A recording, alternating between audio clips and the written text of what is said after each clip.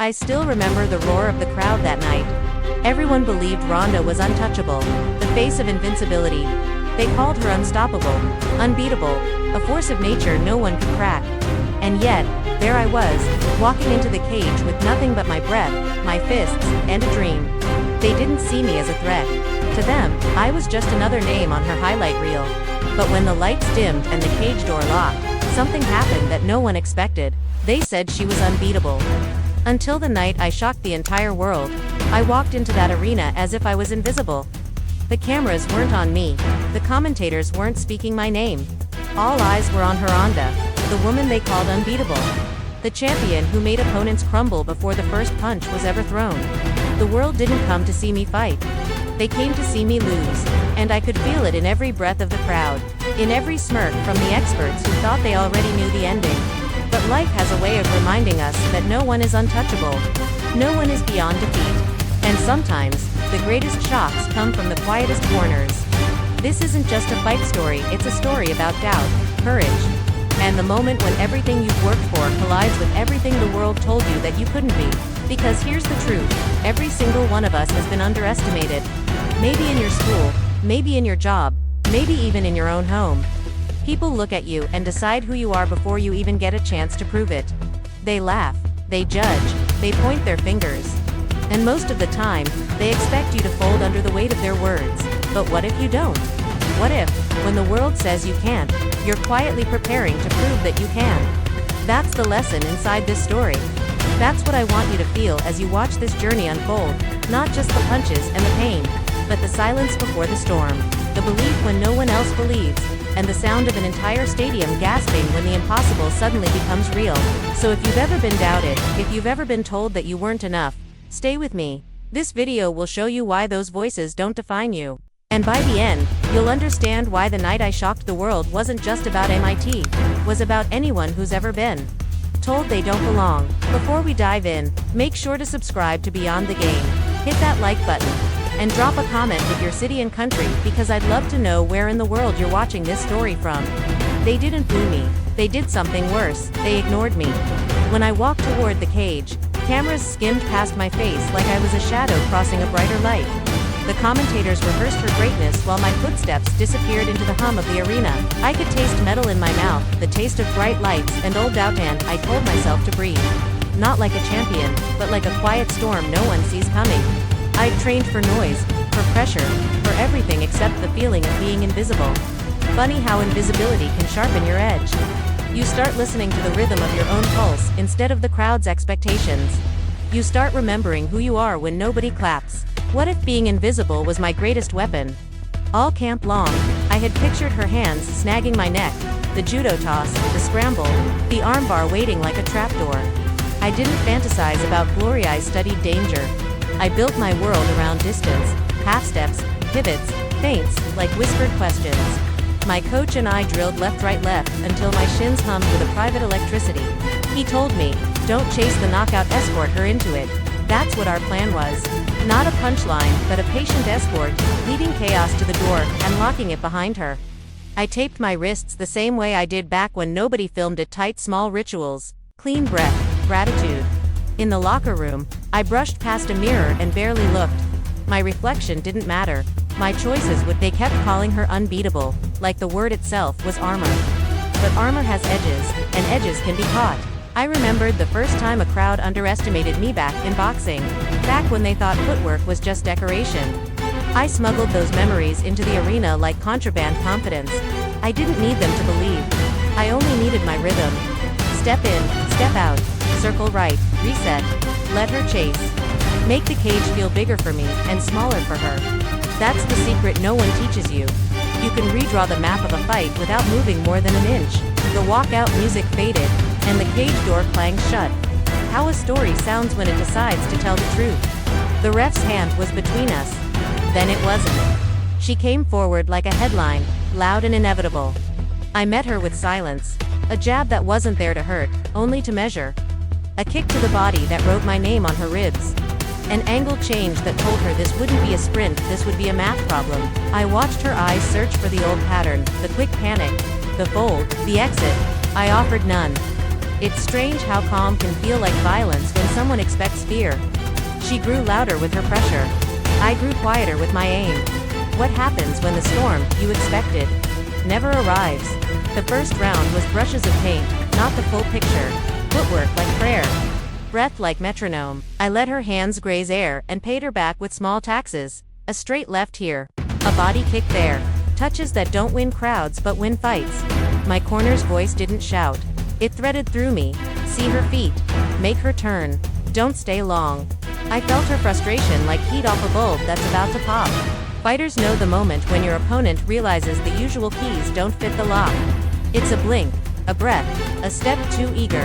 That's the place where patience becomes a blade. Between rounds, I sat on the stool, eyes on the floor, heart at a quiet canter.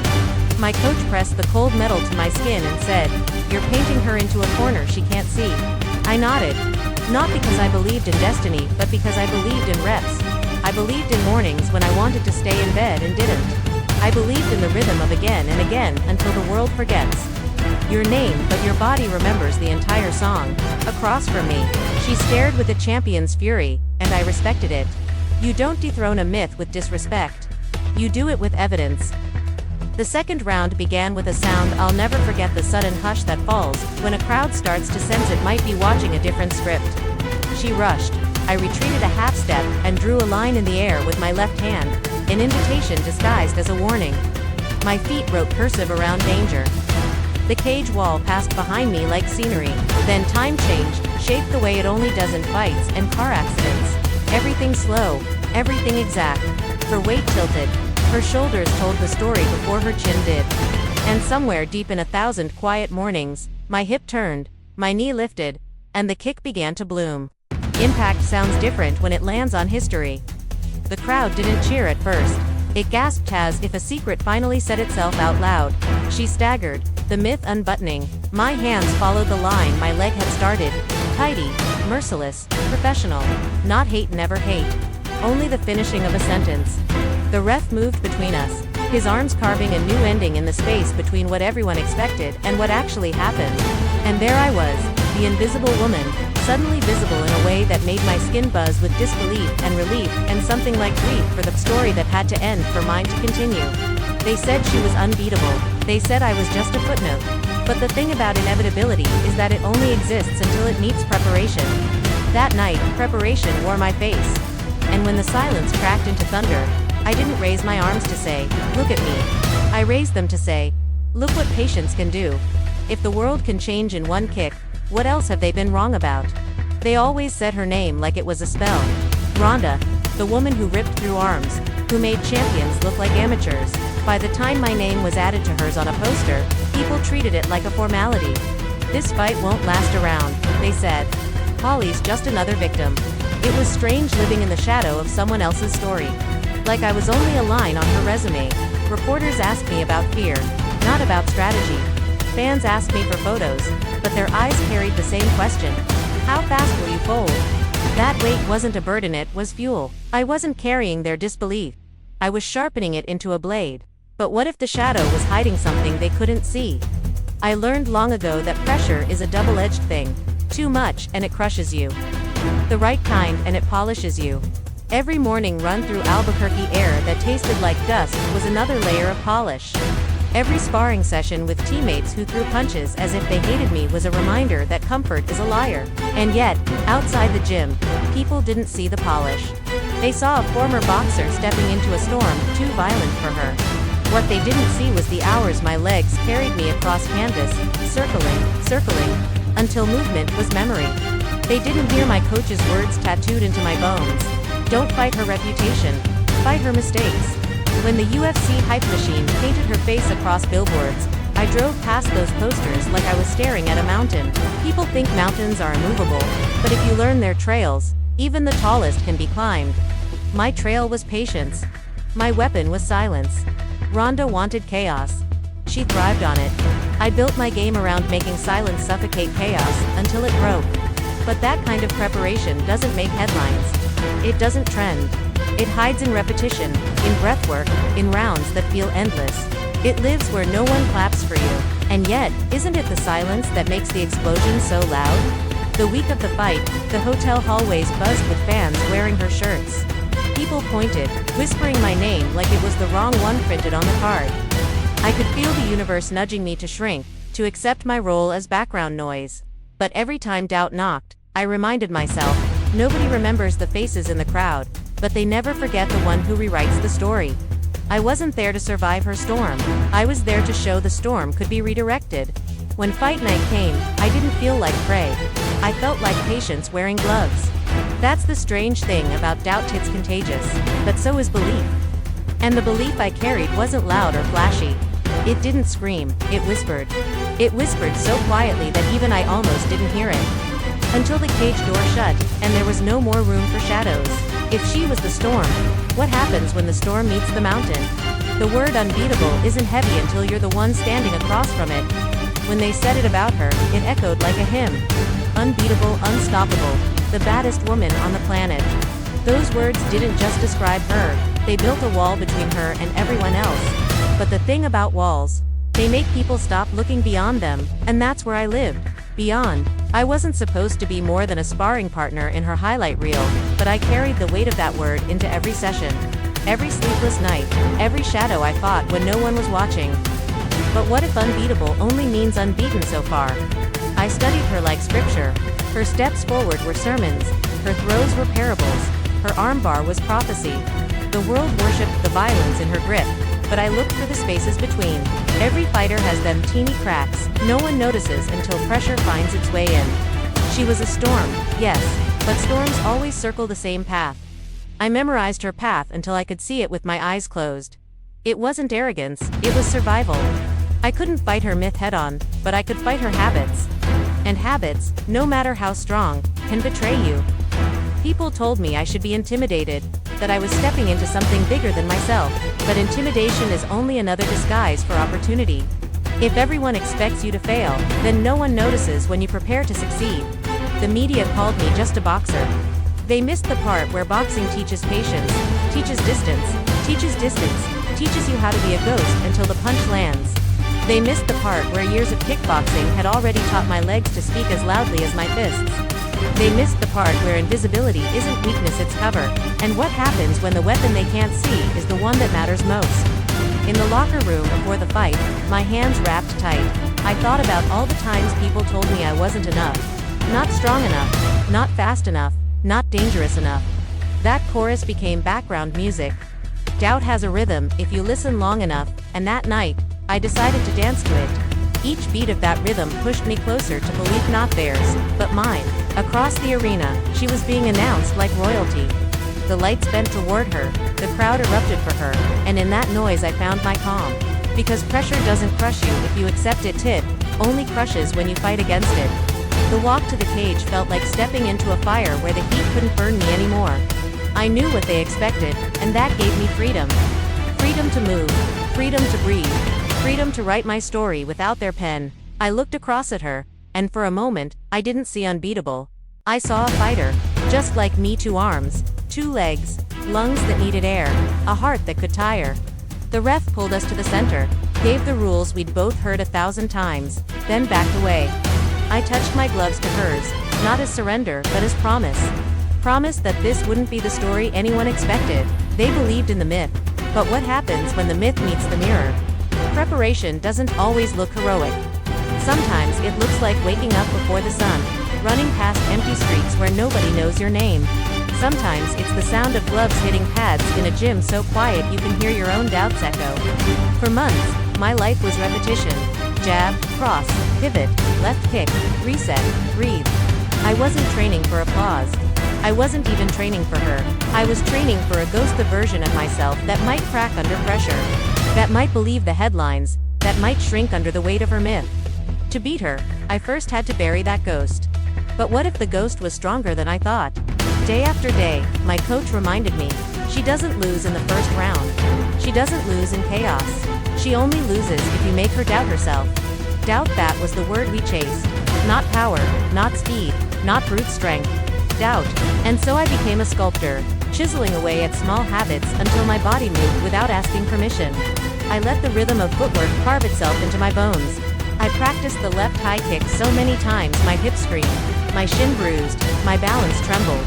But I did it again, and again, and again, until the kick became less of a strike, and more of a secret, waiting to be told. Still, there were nights when exhaustion whispered in my ear, "You're not enough.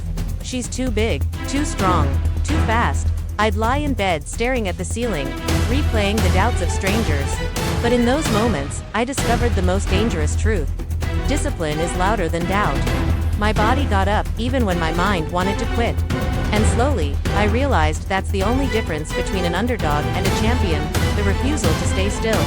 And if discipline can be louder than doubt, could it even silence a myth? The closer the fight came, the louder the world became.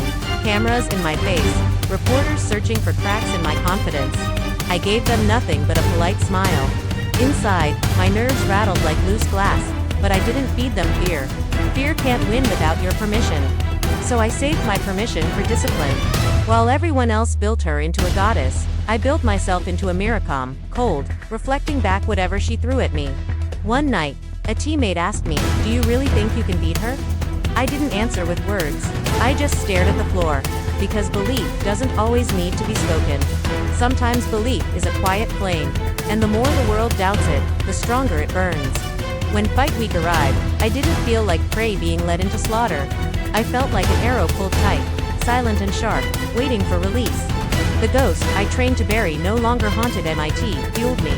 Every bruise, every sore muscle, every lonely morning run had sharpened me into a blade that nobody saw coming. If they couldn't see the blade, how could they prepare for the cut? The walkouts are noise and fire. The cage, though that's silence. No matter how loud the arena screams, once the steel door slams shut, it becomes two people, four fists, and a truth neither can escape. When that door closed behind me, I felt the world collapse into a single circle of light.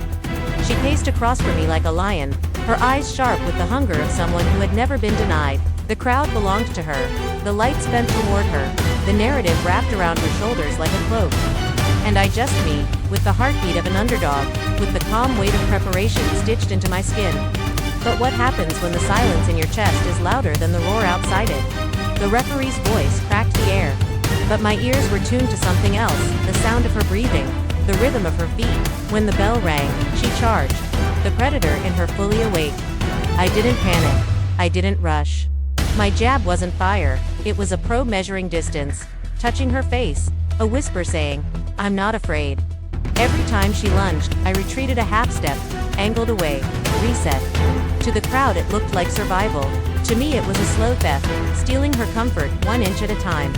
She swung with power, with the weight of every headline that ever called her unstoppable. And every time, I wasn't there.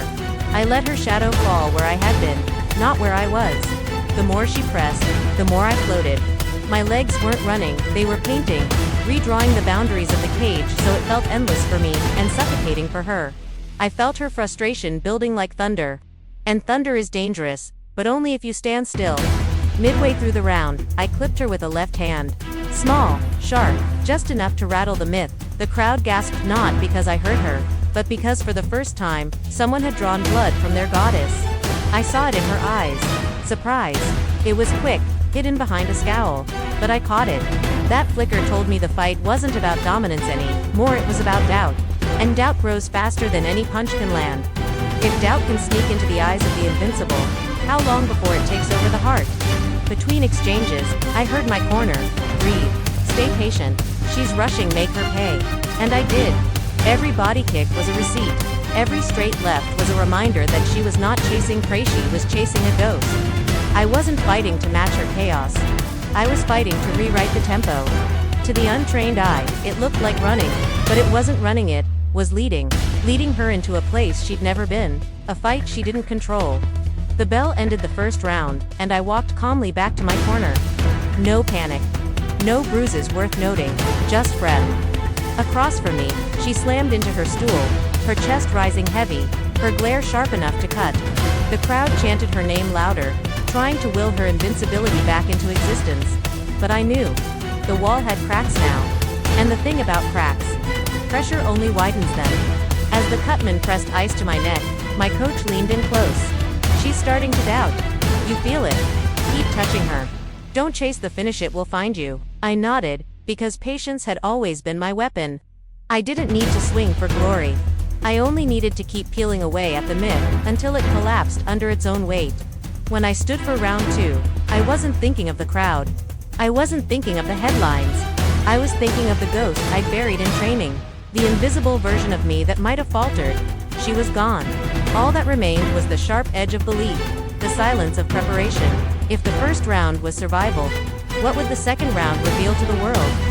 The second round began not with noise, but with a kind of charged silence.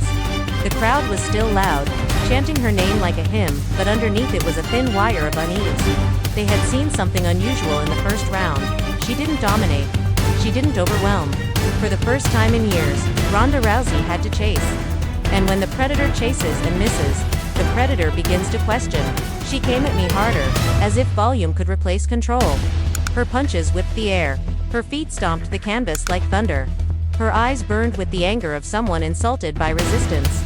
I met it with angles, with pivots, with a rhythm I had rehearsed 1,000 mornings. My gloves brushed her face, my kicks bruised her ribs, my steps turned her aggression into a maze she couldn't solve. To the world, I was still running. To me, I was painting a trap one careful stroke at a time. But what happens when a storm burns itself out before it hits? Every time she lunged, I saw the myth shrinking. Her arms grew heavier, her swings wider, her breathing harsher. I touched her with a left hand sharp, precise. The crowd gasped. Then a body kick slapped against her side. The sound cracked through the arena like wood splitting. She grimaced. Small moments, yes, but small moments are earthquakes when you've been told someone is unshakable. My corner's voices threaded through the chaos. Don't admire your work. Stay sharp. She's breaking, let her. I nodded without words, my eyes never leaving hers. Because I could see it, not fear, but confusion. Confusion is poison for a fighter who's always known dominance. Confusion leads to desperation, and desperation opens doors that patience can walk through. Halfway through the round, she lunged clumsily, throwing a wild right hand. I slipped it, circled, and fired a left that landed flush. The arena erupted, not because it was the end, but because it was the beginning. The myth had cracks now visible to everyone, and myths, once doubted, unravel quickly. If the crowd starts to believe the giant can fall, doesn't the giant start to believe it too? The more she chased, the calmer I became. My body remembered everything I had drilled in silence. Jab, pivot, circle, kick. The octagon no longer felt like a cage, it felt like home. And in that home, she was the visitor, uncomfortable, uninvited. Each exchange tilted further my way. Her swings grew slower, my shots sharper. The commentators, once praising her inevitability, now started to mutter words like trouble and frustration. Still, I knew patience was the blade. I couldn't rush the ending. To swing wildly for glory would be to step into her world, the chaos she thrived on, so I stayed in mine measured, surgical, precise. The sound of her breath grew ragged, the redness in her face deepened, and when she stumbled forward after another missed rush, I knew the fight was no longer about if. It was about when. As the round ticked away, I touched her again with the left, then snapped a kick into her midsection. She staggered, but still came on. Champions don't collapse easily. They fight the truth even as it swallows them. But the truth was clear now. She wasn't untouchable. The word unbeatable was losing weight with every second. The horn ended the round, and I walked calmly to my stool, lungs steady, heart unshaken. Across the cage, she slumped, her chest heaving, her eyes searching for answers that weren't there. The crowd, once a choir singing her name, now murmured uncertainty. You could feel the shift, their faith beginning to crack. If the myth is already crumbling, what will happen when the final hammer falls? The third round never came. The truth is, the fight ended in the second, not because of luck, but because of inevitability, the kind of inevitability forged in silence, sharpened by patience, and delivered with precision. She stormed at me again, anger dripping from every step, her face flushed with the fury of someone insulted by resistance. But fury is sloppy, and sloppiness is fatal when discipline is waiting. She grew wild, searching for the finish she thought she deserved. I circled, eyes narrowed, breathing steady, every fiber of me tuned to rhythm. My left hand popped, light as a whisper, guiding her forward. She lunged, chin high, balance tilted. And in that sliver of space so fast, so sharp, it could barely be seen, I turned my hip, lifted my leg, and let the kick fly. What happens when years of repetition collide with a single heartbeat of opportunity? The shin cracked against her jaw with a sound I'll never forget. Not a thud, not a slap, but something between a sound of history breaking. Her eyes went wide, then glassy, her body folding backward, collapsing in a heap of disbelief.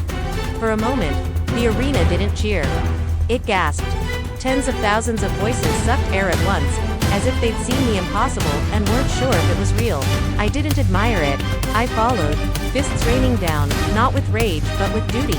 The ref dove in, pulling me off, waving his arms, and then it hit the sound. The silence cracked open into thunder. The crowd roared, not in celebration of me, not yet, but in shock that the myth was broken. Their goddess had fallen. The unbeatable was beaten. And I, the invisible woman, stood visible in the center of their disbelief. I paced the cage, arms lifted, not in triumph, but in release. Years of sacrifice bled out in that scream I led into the rafters. I could feel the history shifting under my feet. This wasn't just a win, it was an earthquake. Somewhere in the blur of lights and sound, my coach's voice cut through. You did it. You shocked the world. If the world could be wrong about her, what else could they be wrong about? The cameras swarmed, flashes burning like fireflies, microphones shoved toward my face. Reporters stumbled over their own disbelief, their voices cracking with questions. How? Did you expect this? What does it feel like to dethrone the queen? I smiled, but inside, I wasn't thinking of their words.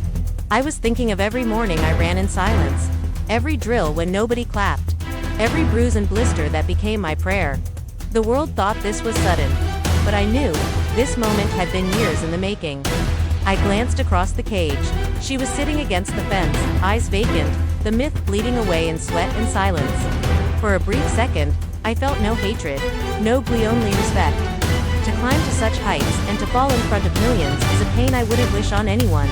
But pain is part of truth, and truth always arrives, no matter how invincible we think we are. The announcer's voice boomed through the arena. Winner, by knockout, Holly Holm. My name, the one they barely spoke before, now echoed in every corner of the world. The belt was wrapped around my waist, heavy and bright, but it wasn't the gold that mattered, it was the validation of patience. The vindication of invisibility turned into power. As I stood there, belt shining, crowd roaring, cameras flashing, I realized something strange. I didn't feel like I had beaten her. I felt like I had proven something bigger. That myths are only human stories. That doubt is a weapon. That patience can rewrite history. But when the shock fades, what happens to the one who delivered it? When the cage door opened and I stepped out with the belt strapped around my waist, I wasn't walking as Holly Holm the underdog anymore. I was walking as the woman who had just rewritten history. The tunnel back to the locker room felt brighter, louder, heavier. Reporters crowded, microphones shoved at my face like spears. How does it feel to shock the world? Did you know you could beat her? Was this the biggest upset in UFC history? Their questions came like bullets, but the truth is, I couldn't hear them clearly. All I could hear was the echo of that moment, the kick, the gasp, the silence before the thunder. For years, I had been invisible. For years, I had been just a boxer, just another challenger, just another name. That night, the world finally saw me. But visibility is strange. It feels warm, like sunlight on your skin, but it also blinds you. Cameras flash, headlines scream. Strangers suddenly know your name. Everyone wants a piece of you, not because of who you are, but because of what you did. But what happens when the spotlight burns as much as it shines? Back in the locker room, the adrenaline began to fade, and with it came the flood of emotions I'd held back. I sat down, belt beside me, and for the first time, I let the tears come. Not tears of weakness, but tears of release. The tears of someone who had carried doubt for so long and finally set it down.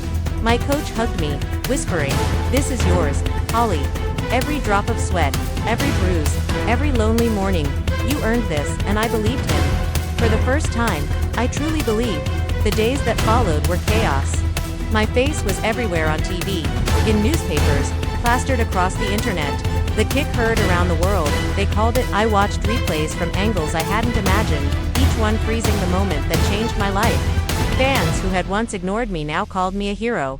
Strangers stopped me in airports, tears in their eyes, saying, "You inspired me." But here's the thing. Inspiration is heavy. Because once the world sees you as a symbol, they forget you're human. The interviews piled up. Everyone wanted the secret. How did you believe in yourself when no one else did? How did you stay calm against the storm? And though I answered politely, part of me knew they didn't really want the truth. The truth is ugly. It's early mornings when you want to quit. It's voices in your head louder than any crowd. It's swallowing doubt until it hardens into something sharp. They wanted magic. What I gave them was patience. And patience is beautiful in victory. But what happens when the noise doesn't stop?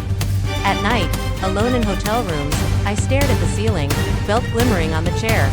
I thought about how quickly the world changes its gaze. Today, I was a hero. Tomorrow, I could be forgotten or worse, exposed. Because victory doesn't erase pressure, it multiplies it. Once you shock the world demands you shock it again, and again, and again. Still, I reminded myself of something important. I didn't fight to be famous. I didn't fight to trend.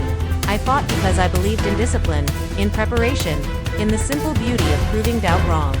Fame is temporary, belief is eternal, and I wanted anyone watching, anyone doubted, anyone dismissed, to feel that truth in their bones. The letters started arriving. Messages online from young fighters, from kids, from people I'd never met. You showed me I can be more than they say I am. You gave me hope. Because of you, I'm not giving up. And that was the weight I hadn't expected, the weight of being someone's proof. Proof that the impossible can fall. Proof that silence can be louder than noise. And so, as the world replayed the knockout, as the headlines screamed about the upset of the century, I held on to something simpler. I held on to the mornings when nobody clapped. The drills when nobody filmed. The kicks that landed in empty gyms. Because that's where victory was born, not under lights, but in shadows. But when the shadows fade, and the lights never turn off, who do you become then? Winning a belt feels like freedom for a moment. Then it becomes a chain. The night I shocked the world, I thought I had climbed the mountain. But what nobody tells you is this: once you're at the top, there is no silence. There's only noise, pressure, and the echo of a question that never stops. Can you do it again? The world no longer saw me as the invisible challenger. Now I was the champion. And with that crown came a different kind of weight. Reporters who once ignored me now dissected my every move. Fans who once doubted me now demanded perfection.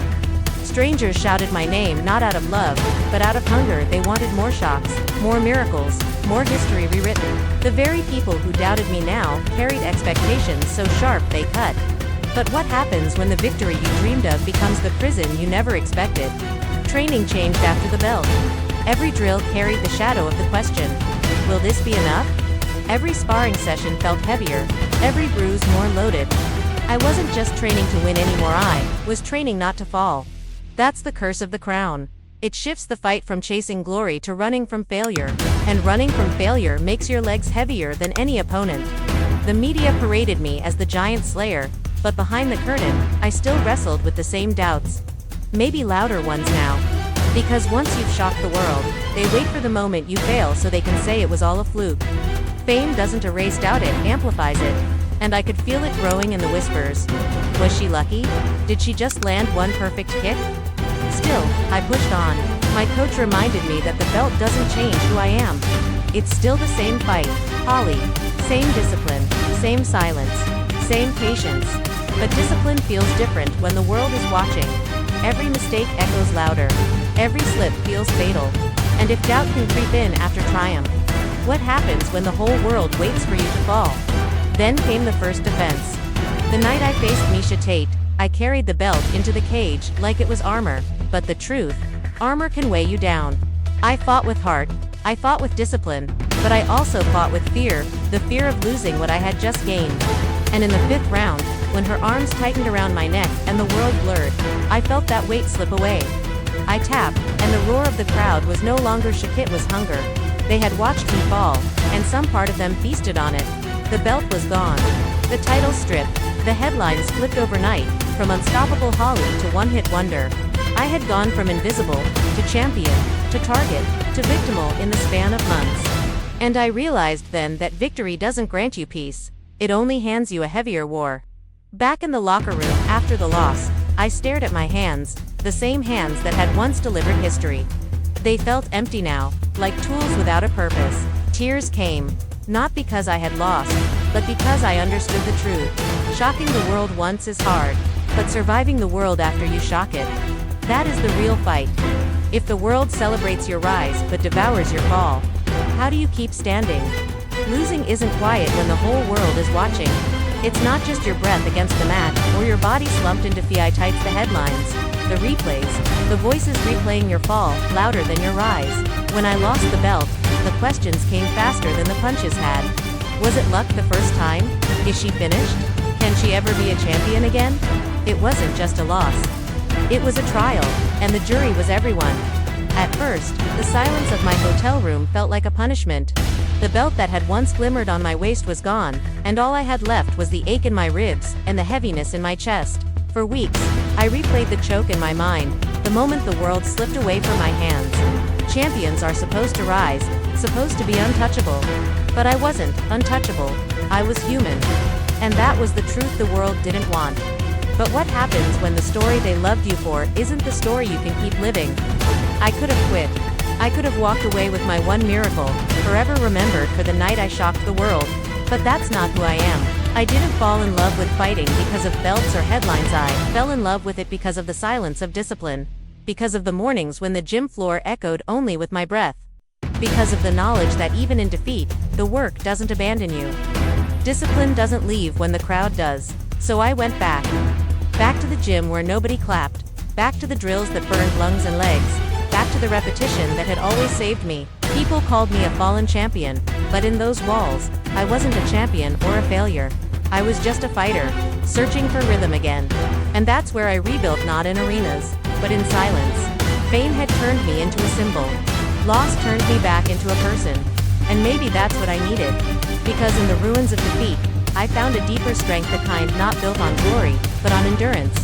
Anyone can shine when they're winning. It's what you do in the ruins that defines who you really are. And if victory reveals your power, doesn't defeat reveal your truth? Slowly, I fought my way back. Not for the crowd, not for revenge, but for myself. Every punch on the bag was an argument against quitting. Every bruise was a reminder that pain doesn't end you, it shapes you. I learned to live with the weight of people's doubts, not as chains, but as fuel. Because if they wanted to count me out, I would let them. I had lived in invisibility before, and I knew how to use it. The strange thing about falling is that it teaches you to see differently. You start noticing the fighters who never make headlines, the ones grinding in silence, the ones carrying their own private wars. And I realized I wasn't fighting just for me anymore. I was fighting for anyone who has ever been doubted, who has ever been dismissed after one mistake, who has ever been told their best moment was already behind them. I didn't win every fight after. I didn't become the eternal champion, but I learned something more valuable. Titles fade, headlines change, but the courage to stand back up is eternal. That is what fighting taught me. That is what the belt could never teach. If the world measures you only by victories, what happens when you measure yourself by resilience? There comes a moment when you realize the belt is not the legacy, the leather and gold or symbols, but symbols can be stolen in a single night. What can't be stolen is the lesson you leave behind. After the highs and the lows, after shocking the world and then being swallowed by it, I began to understand that my story wasn't about perfection, it was about persistence. People still stopped me on the street. Some wanted photos, others wanted to talk about the kick. But what struck me most weren't the fans who remembered the victory, it was the quiet ones who whispered, "You gave me hope." They weren't talking about belts. They were talking about the proof that an underdog can rise, that invisibility can become power, that preparation can defeat reputation. But what if the real fight was never inside the cage? I started visiting gyms, meeting kids who dreamed with bruised knuckles and scraped knees. They didn't ask about the fame. They asked about the mornings when I wanted to quit. They wanted to know if I was scared, if I ever doubted myself, if I felt small in the shadow of giants. And when I told them the truth, that yes, I was scared, yes, I doubted, yes, I felt small, they didn't lose hope. They found it. Because heroes aren't the ones who never fear. Heroes are the ones who fight anyway. And maybe that's what karma really is, not revenge. Not justice in the simple sense, but balance. The world laughed when they thought I was nothing. The world gasped when I became everything for one night. And now, the world listened when I said that strength isn't about never falling, it's about rising again and again, even when no one is watching. If strength isn't measured in titles, then where do we find it? The more I spoke to people, the more I realized my fight was only a mirror. In every story of doubt and disbelief, They saw themselves. My kick was just a moment. Their lives were the real battles. And if my story could remind them that patience can outlast doubt, that silence can grow louder than noise, then maybe that was worth more than any championship belt. I still trained, still fought, still stepped into cages under bright lights. But my perspective had shifted. Winning was beautiful, yes, but teaching others that they could win their own invisible fights, that was powerful. The belt gathered dust. The legacy lived in every young fighter who believed that impossibility was just another word waiting to be broken. And I realized then, the kick wasn't just the night I shocked the world. It was the night I opened a door for anyone who's ever been dismissed, mocked, or doubted. A door that said, you can walk through too. If one night could open a door for millions, what might the next chapter unlock? When I look back now, I don't see only the knockout, the belt, or the headlines. I see the silence before the storm. I see the mornings when no one believed, the nights when doubt was louder than breath, the drills that carved discipline into my bones. The truth is, the belt was heavy, but the lessons it carried were heavier. And strangely enough, losing it set me free. Because without the crown, I no longer fought to prove something to the world, I fought to prove something to myself. That's the secret no one tells you about glory. It doesn't last. The applause fades, the headlines shift, the cameras turn away. But what stays is who you became in the fire. I became a fighter not because of the victory everyone remembers, but because of the defeats no one wanted. The choke that broke me, the falls that scarred me, the doubts that returned again and again. These are the weights that forged me. These are the moments that taught me the most important lesson of all. Patience and persistence will outlive any myth. But what if freedom is found not in holding on, but in letting go? Karma doesn't always strike with vengeance. Sometimes it comes softly, quietly, like a mirror, showing you who you really are. Ronda's myth had to break for mine to be born. My belt had to slip away for me to discover that my story wasn't in the gold, but in the grit. And maybe that's what karma gave me, not a crown to keep forever, but a truth to carry always. I see it now when I stand in front of young fighters, their eyes wide, their dreams fragile. They don't remember every detail of my record. They don't care how many belts I defended. What they remember is that night, that kick, that gasp of an entire world realizing the impossible is possible. And if that memory gives them the strength to rise from their own ruins, then my fight was never just mine, it was theirs. And if my fall gave someone else the courage to rise, was it really a loss at all? The arena still lives in me. The roar, the silence, the gasp, it will echo forever. But what I carry most isn't the belt, or the fame, or even the victory. What I carry is the discipline to keep walking when no one watches, the courage to stand again when the world thinks you're finished, and the patience to know that invisibility is not weakness, it is preparation. So if you're listening to this, if you've ever been doubted, dismissed, or overlooked, remember my story. Remember the silence before the thunder, the patience before the shock, the discipline before the miracle. You don't need the world to believe in you. You only need to keep walking, keep drilling, keep rising, and one day, when the world least expects it, you will land your own kick. Because the truth is this, they can take the belt, they can strip the headlines, they can rewrite the records, but they cannot take the story. And my story will always be the night they said she was unbeatable, until I shocked the world. And if the world was wrong about her, what might they still be wrong about you?